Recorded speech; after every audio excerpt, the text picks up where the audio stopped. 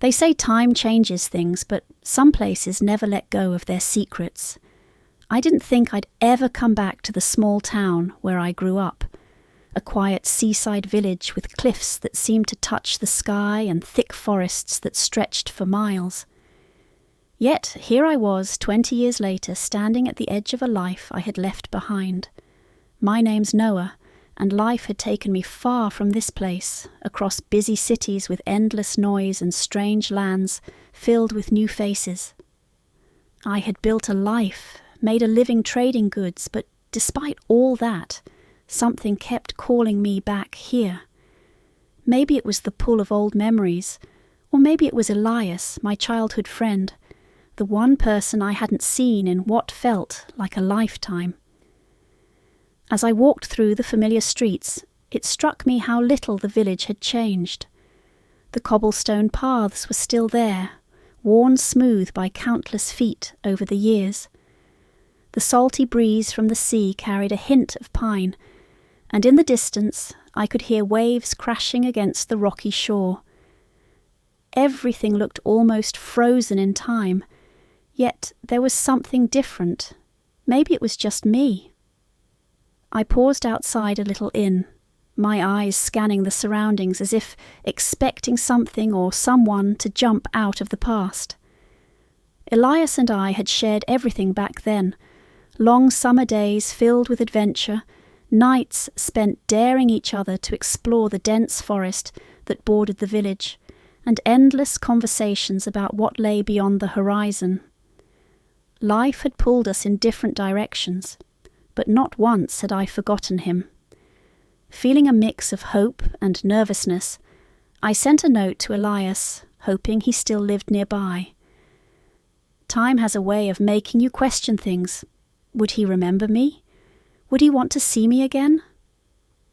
These thoughts circled in my mind until, not long after, a young boy ran up to me, clutching a folded piece of paper in his hand. "This is from Elias," he said, breathless, before darting off into the misty evening. With slightly trembling hands, I unfolded the note. The handwriting was familiar even after all these years. "Noah, come to the Tower House tonight. You remember it, right? It's been way too long. Let's catch up." A wave of emotion hit me. Relief, excitement, and a touch of nostalgia. I could almost see the old Tower House in my mind. It had always been a strange place perched on the edge of a cliff overlooking the sea. Elias's family owned it, and we had spent countless days exploring every dusty room and hidden corner. It had been our little world, full of mystery and endless possibilities. As memories flooded back, I smiled. It felt like a door to the past had opened, and I was stepping through, unsure of what I might find on the other side. That evening, I hired a carriage to take me to the Tower House. The sky had grown darker by the minute, and thick clouds gathered overhead, blotting out the last traces of daylight. A chill crept into the air, carried by a rising wind that made the pines sway like restless giants. As we started down the winding road, light raindrops began to fall, pattering softly against the roof of the carriage. It wasn't long before the rain turned into a steady downpour, drumming loudly and blurring the world outside. I leaned back in the seat, pulling my coat tighter around me, but the cold still seeped in. Memories of the old days with Elias filled my mind, those carefree adventures when the world felt vast and full of wonder. I wondered if he remembered them as clearly as I did. It felt strange heading toward a place that had once been our childhood playground, but now seemed cloaked in mystery. By the time we reached the Tower House, the rain had become a relentless torrent, and the wind howled like a living thing. The driver pulled up near the gate, and I stepped out, immediately feeling the icy sting of rain soaking through my clothes. I hurried toward the door, each step sinking slightly into the mud.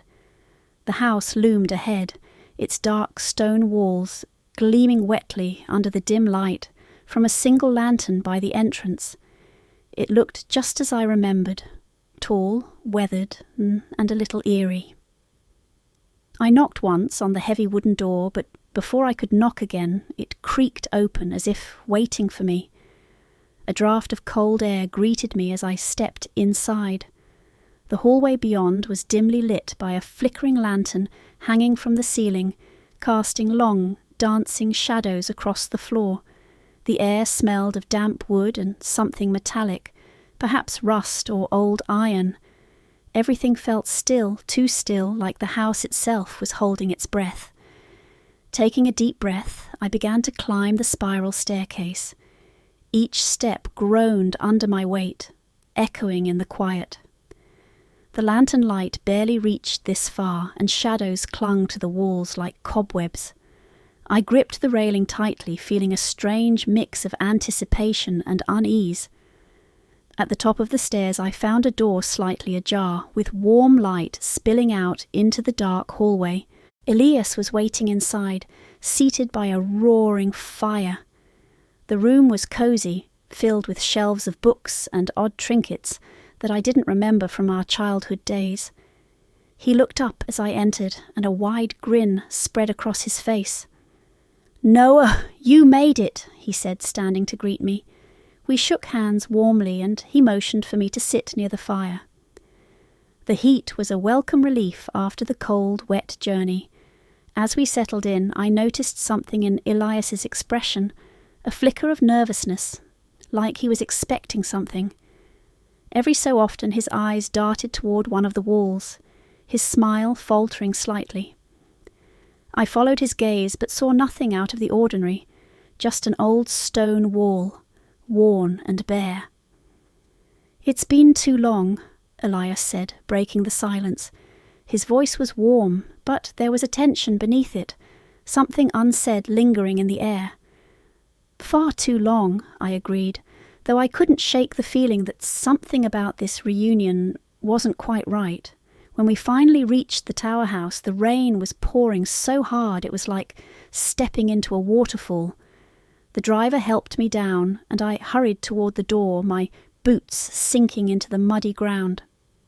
The house looked just as I remembered, tall, weathered, and made of dark stone. A dim light flickered from a window at the top of the tower. That must be Elias's room, I thought. I knocked once, but before I could knock again, the door creaked open. The hallway beyond was dimly lit by a single lantern hanging on the wall. Shadows stretched across the wooden floor, and the air smelled damp, like old wood after a storm. Slowly I climbed the spiral staircase, each step creaking under my weight. At the top I found Elias waiting in a cosy room filled with shelves of books and odd little trinkets. He stood up as soon as he saw me, a big grin spreading across his face. "Noah, you made it." We shook hands, and he motioned for me to sit near the fire. The warmth was welcome after the cold, wet journey, but as we talked, something felt off. Elias seemed jumpy, like he was waiting for something to happen. Every now and then he glanced toward one of the walls, his expression tense. I followed his gaze but saw nothing unusual, just an old stone wall. Then, out of nowhere, I heard it. Tap, tap, tap. It was a soft, steady sound, barely louder than the crackling of the fire. I froze, my heart pounding. Elias didn't move, but his eyes widened. "What was that?" I asked, trying to keep my voice steady. "Nothing," Elias said quickly. "Probably just the wind." But it didn't sound like the wind. It was too deliberate, too steady. I stood ready to investigate, but Elias grabbed my arm. "Don't," he said, his voice urgent. "Please, Noah, stay here." I hesitated but sat back down. The air in the room felt heavy, like something unseen was pressing down on us. Elias poured us both a drink, his hands shaking slightly.